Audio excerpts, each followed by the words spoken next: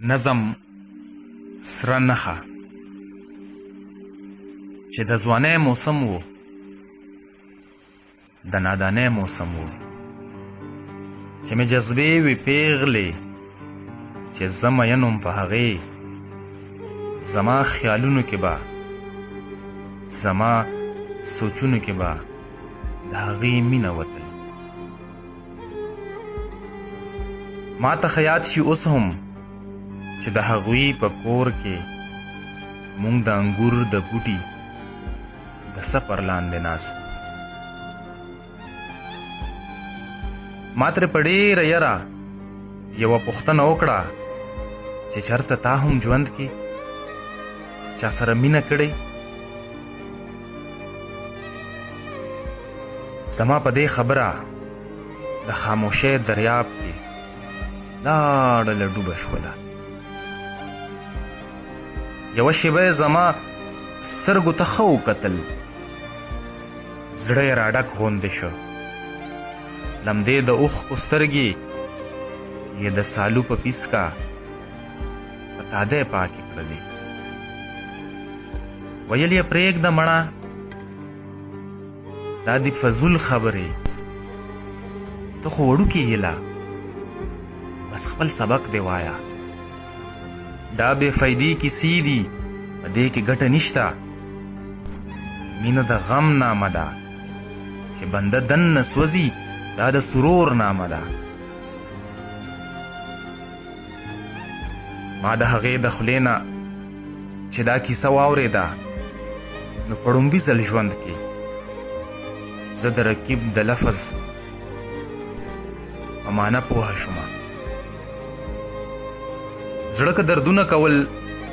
که بېقراره روح و خو ما د صبر په تار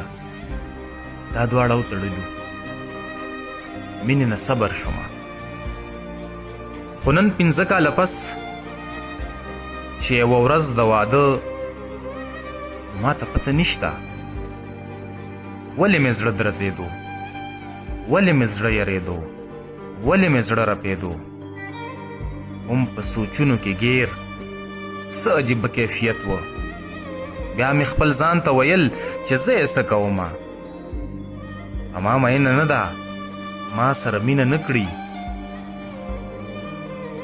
بیا مې خپل ځان ته ویل چې زه یې څه کومه اما مینه نه ده ما سره مینه نه کړي نو بیا به زه یې ولې په غم کې ځان سوځوم ما دا سوچونه کول ومه په لار کې ولاړ چې د هغوی د کوره یوه ملګرې د هغې بهر راووتله سترګې یې تکې سرې وې اوښکې یې تلې له سترګو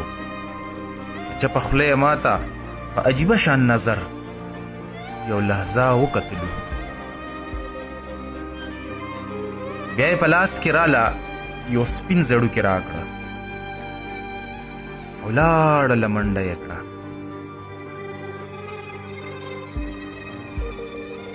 دې کې الا جوړه شوه ډولۍ اوچته شوله